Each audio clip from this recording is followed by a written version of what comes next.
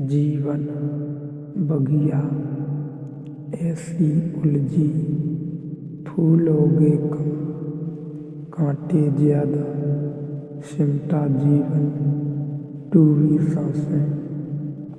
आना है तो अब भी आ जा। यदि आपने अभी तक अंतिम अध्याय नहीं देखा है तो कृपया करके अंतिम अध्याय देखें, उसके बाद ही इस अध्याय में प्रवेश करें।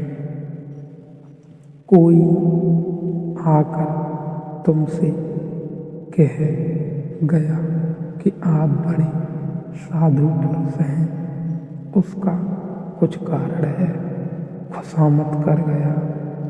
साधु पुरुष तुम्हें मानता कौन? अपने को छोड़कर इस संसार में कोई किसी को साधु नहीं मानता। तुम अपनी ही सोचो ना, तुम अपने को छोड़कर किसको साधु पुरुष मानते हो?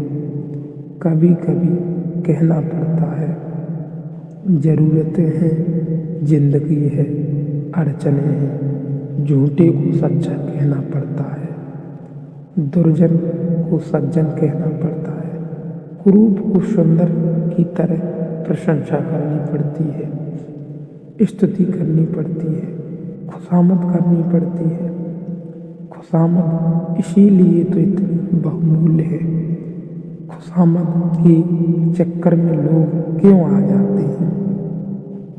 मूढ़ से मूढ़ आदमी से भी कहो कि तुम महाबुद्धिमान हो तो वह भी इनकार नहीं करता, क्योंकि उसको अपना तो कुछ पता नहीं है।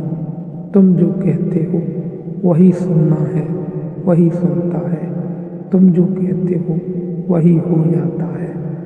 तो उनके कारण बदल जाते हैं। कोई कहता है सुंदर हो, कोई कहता है असुंदर हो, कोई कहता है भले हो, कोई कहता है बुरे हो।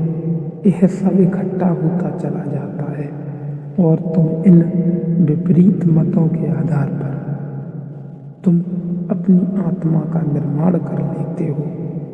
तुम ऐसी बैलगाड़ी पर सवार हो जिसमें सब तरफ बैल जुते हैं, जो सब दिशाओं में एक साथ जा रही है। तुम्हारे अस्थि पंजर ढीले हुए जा रहे हैं, तुम सिर्फ घसीटते हो, कहीं पहुंच नहीं सकते, नहीं पहुंचते। पहला सूत्र है आज का, तू सबका दृष्टा है और तू सदा सचमुच मुक्त है। व्यक्ति दृश्य नहीं, दृष्टा है।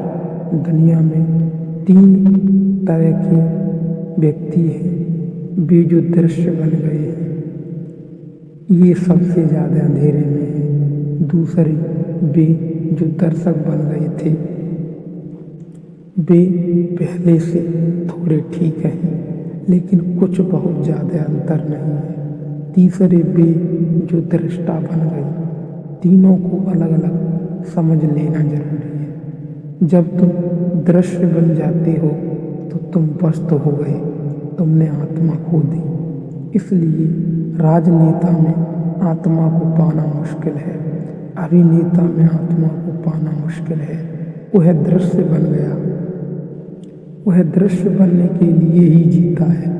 उसकी सारी कोशिश यह है कि मैं लोगों को भला कैसे लगूं, सुंदर कैसे लगूं, श्रेष्ठ कैसे लगूं।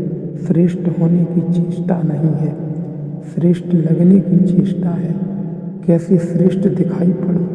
तो जो दृश्य बन रहा है वह पाखंडी हो जाता है।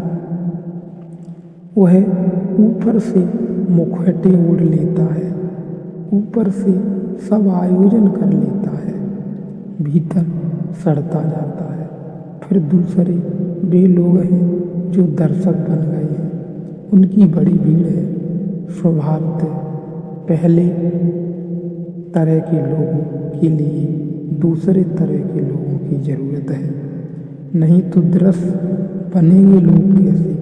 कोई राजनेता बन जाता है तो फिर ताली बजाने वाली भीड़ मिल जाती है, तो दोनों में बड़ा मेल बैठ जाता है।